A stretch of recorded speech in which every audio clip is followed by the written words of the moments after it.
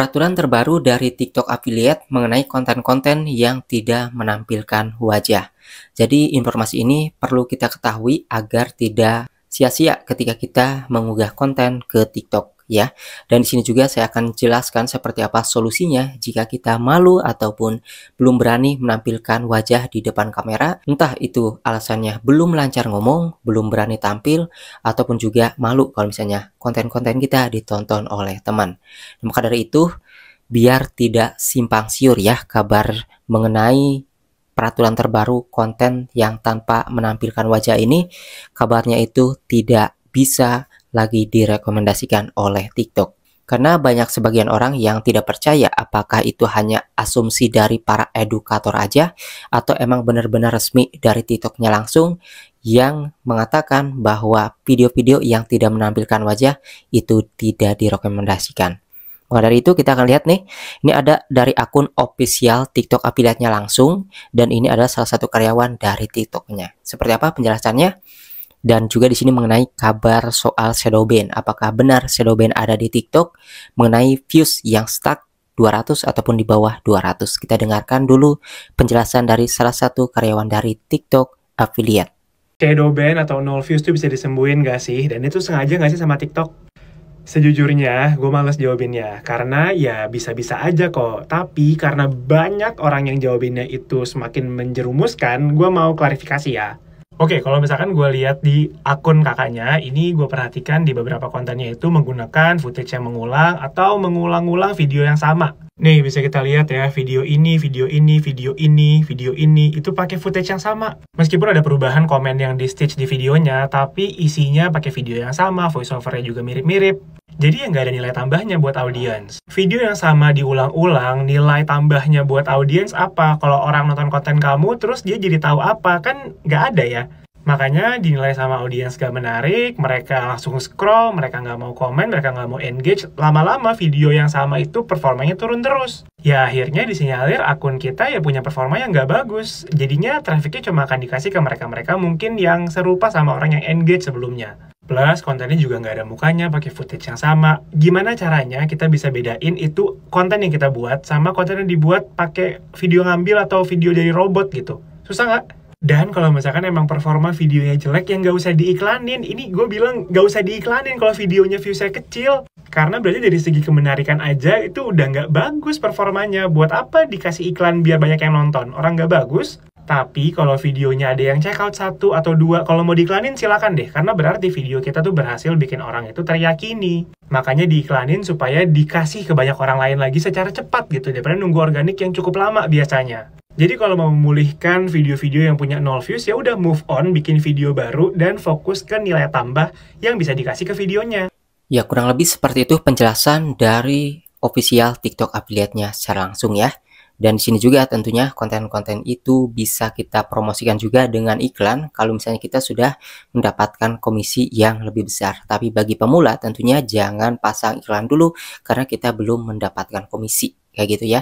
Karena di sini tentunya ketika kita mau pasang iklan juga harus dilihat dulu apakah produknya itu laku atau enggak ya.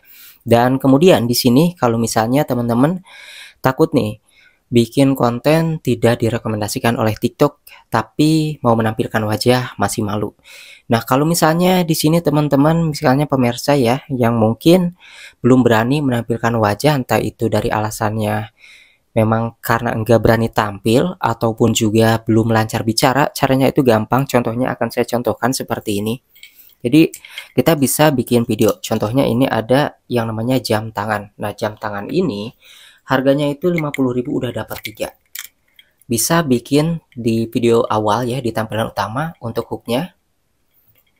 50.000 udah bisa dapetin 3 jam tangan keren ini sekaligus. Nah, kalian cuma bilang kayak gitu aja di tampilan 3 detik pertama misalnya ya. Kemudian setelah itu ganti angle, perlihatkan produknya, lalu jelaskan produknya itu seperti apa ya, jamnya itu seperti apa. Kemudian di sini ada misalnya ada beberapa varian warna untuk bagian tali jamnya kayak gitu ya. Nah, kemudian pas di call to action, pas di akhir kita tampilkan wajah lagi. Di bagian call to action di pas akhir video, ketika kalian mengajak orang lain untuk check out, silahkan cek di bagian keranjang kuning, itu usahakan tampilkan wajah juga. Jadi di awal beberapa detik tampilkan wajah sambil menampilkan produknya, kemudian di tengah-tengah video tampilkan produknya aja sambil menjelaskan produk tersebut ya. Kemudian juga yang akhirnya itu call to action, kita tampilkan wajah lagi. Boleh juga nih, kita dari awal video, dari hook dan penjelasan, kita hanya memvideokan produknya aja. Dan kita juga bisa menampilkan wajah di akhir aja, kayak gitu ya. Jadi kita menampilkan wajah hanya bilang, silahkan cek di bagian keranjang bawah, kayak gitu. Jadi untuk video-video yang tidak menampilkan wajahnya, itu bisa didubbing. Pasti itu bisa ya. Nanti kelamaan juga kita bisa yang namanya menampilkan wajah dan bicaranya itu lancar sendiri ya.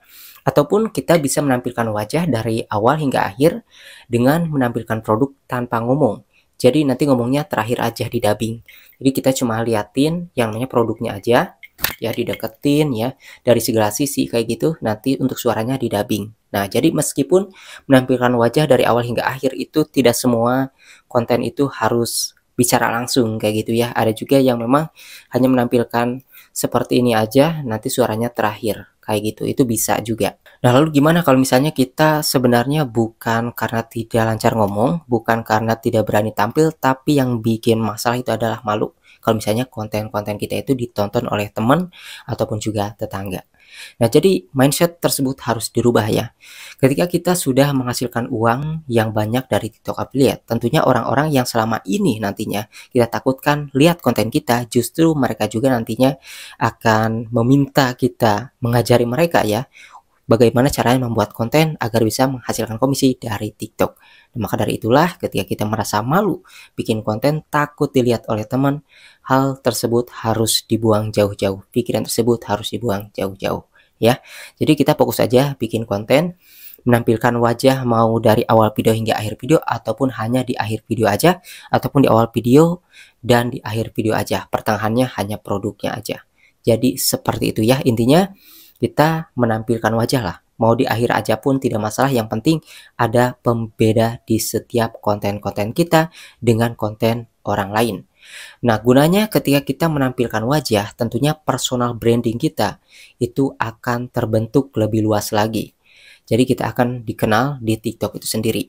Jadi ketika kita sudah sering memperlihatkan wajah kita di TikTok, orang sering lihat wajah kita, maka ketika kita mempromosikan produk apapun, itu tidak akan lagi yang namanya sulit mendapatkan yang namanya pembeli. Karena wajah kita sering tampil sehingga meskipun hooknya itu tidak terlalu menarik, dikarenakan wajah kita sering tampil, maka orang yang sudah dikenal itu ketika wajahnya tampil pun itu sudah menjadi hook tersendiri bagi orang yang melihat video tersebut. Ya, seperti itu. Jadi kesimpulannya, mulai sekarang kita harus berani menampilkan wajah meskipun hanya di akhir video aja, itu penting banget.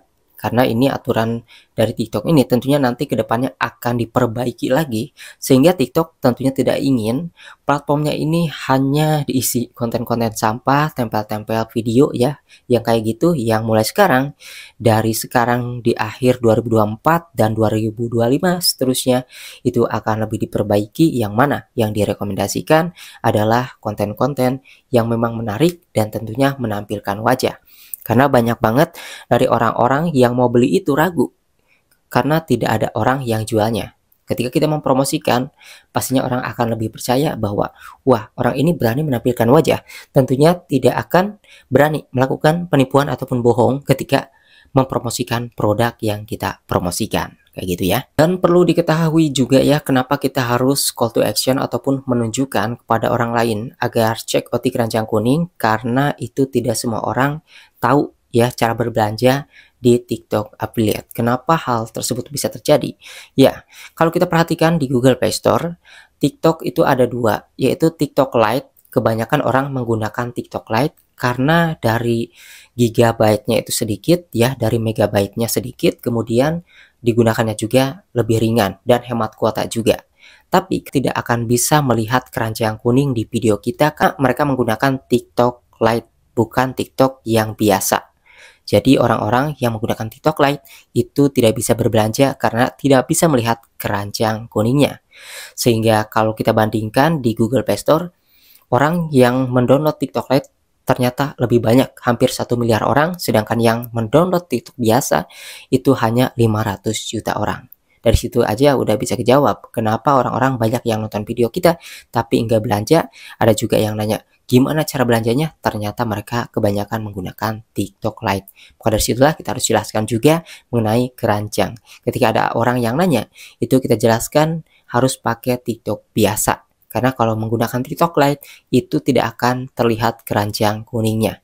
Ya, saya sering sekali melihat banyak video yang FYP di situ menampilkan keranjang kuning, tapi ada orang tetap manakah keranjang kuningnya? Kayak gitu ya, suka ada yang nanya seperti itu. Itu dapat dipastikan mereka sebagian menggunakan TikTok Lite sehingga tidak bisa melihat keranjang kuning di video-video yang mempromosikan produk. Jadi hal tersebut harus dipahami dan harus dijelaskan secara detail kepada para penonton juga yang mau membeli ataupun tertarik dengan produk yang kita promosikan. Jadi kesimpulannya, mulai sekarang kita harus berani menampilkan wajah ya, agar personal branding kita juga terbentuk. Karena kalau misalnya kita sudah dikenal banyak orang di suatu platform aja, misalnya hanya di TikTok aja, tidak di YouTube, tidak di Facebook, misalnya tidak di Shopee, misalnya hanya di TikTok aja, maka tentunya ketika kita mempromosikan produk apapun itu akan lebih mudah.